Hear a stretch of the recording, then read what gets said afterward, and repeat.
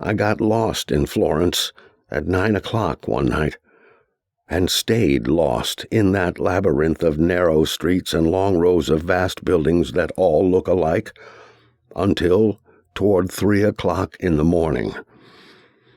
It was a pleasant night, and at first there were a good many people around, and there were cheerful lights about.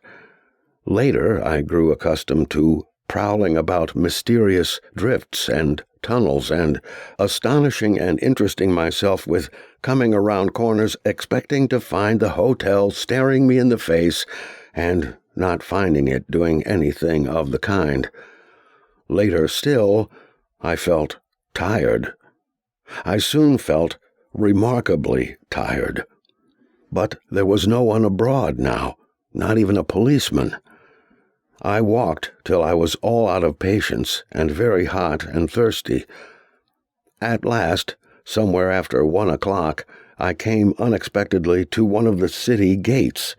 I knew then that I was very far from the hotel. The soldiers thought I wanted to leave the city, and they sprang up and barred the way with their muskets. I said, "Hôtel d'Europe." It was all the Italian I knew, and I was not certain whether that was Italian or French.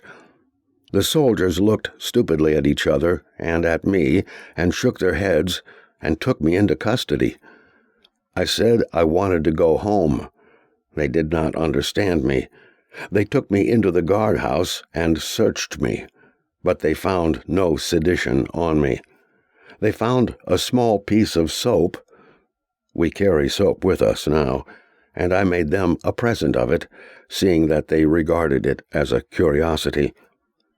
I continued to say, "Hôtel d'Europe," and they continued to shake their heads, until at last a young soldier nodding in the corner roused up and said something. He said he knew where the hotel was, I suppose, for the officer of the guard sent him away with me. We walked 100 or 150 miles, it appeared to me, and then he got lost.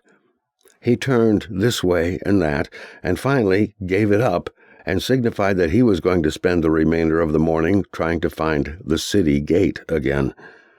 At that moment it struck me that there was something familiar about the house over the way. It was the hotel.